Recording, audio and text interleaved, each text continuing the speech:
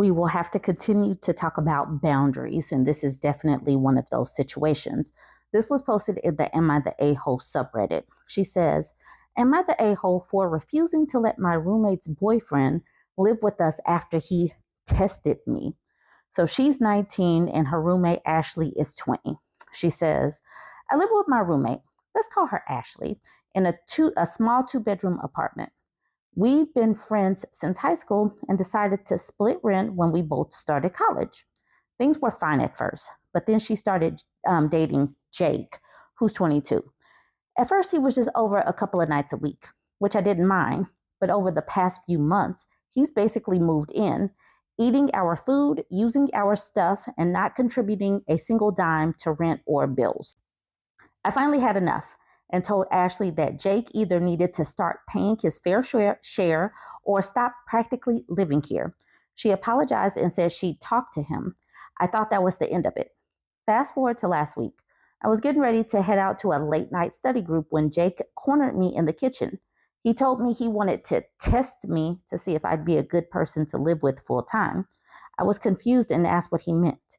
He said that if I wanted him to pay rent, I had to prove I was roommate material by showing I could handle sharing the space with someone like him. He then gave me a list of rules he'd want me to follow if he officially moved in. Things like doing my share of the cooking, even though I already make my own meals, not bringing any guys over. I'm single, but why is that even relevant? And being respectful of his gaming time by keeping the Wi-Fi free during his streams. What? I laughed in his face and told him there was no way he was moving in. He got pissed and told Ashley I was being unreasonable.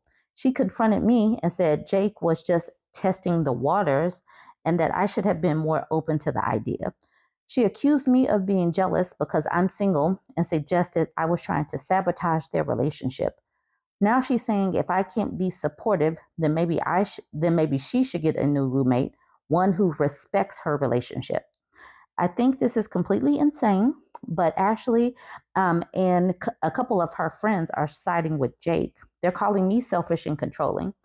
Am I the a-hole for refusing to let him move in after his ridiculous test? Absolutely not. You moved in with her. You signed a lease agreement with her.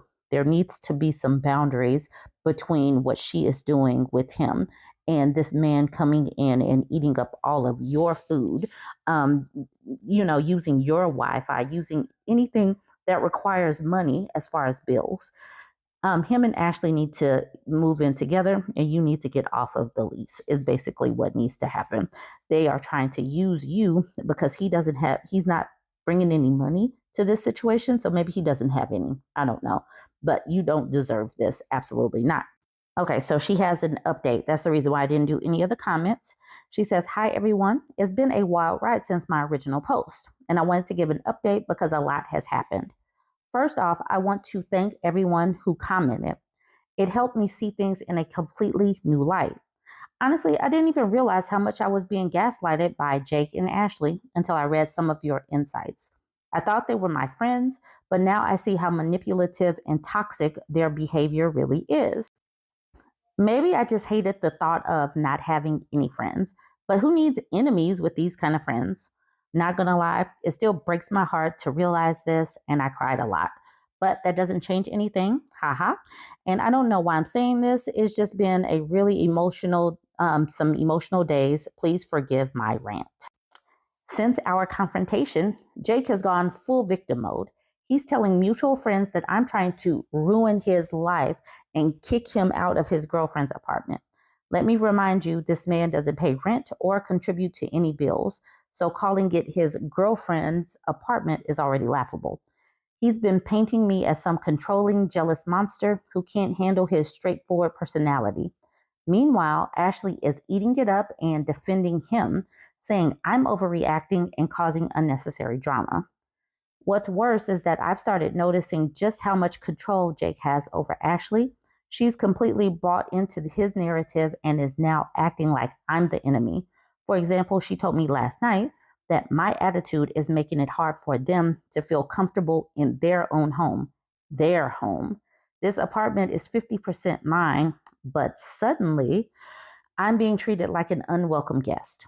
I've decided I've had enough, and I've already documented everything: his constant presence, his freeloading, and now his smear campaign. I'm reaching out to my landlord this week. Most have clauses about long term guests, and Jake has definitely overstayed his. As for Ashley, I don't know if there's any saving our friendship. I'm heartbroken because I thought she cared about me, but now I realize she's supporting Jake's abusive behavior. Thank you to everyone who opened my eyes to what was really happening. I'll post another update once I've spoken to my landlord and taken further action. For now, I'm just trying to reclaim my space and my peace of mind. I also really want to thank you for just caring and being there. This is what I needed to hear, and you all were honest and fair with me.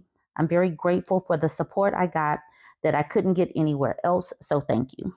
And I will make sure to give this disclaimer that I realize that sometimes Am I the A-hole post or any of these Reddit posts could be works of fiction, but they are still good to have these conversations because young people don't really always know that there are these outs, that there are boundaries that need to be respected, that if somebody is pushing up against your boundaries, you have the right as a roommate that is paying bills and on a lease to go to your landlord and try to rectify those things. And that's the reason why we have these discussions anyway. You can find some kind of cautionary tale or some kind of lesson to discuss for life lessons. And boundaries is definitely one of them because you definitely should feel comfortable in your own home.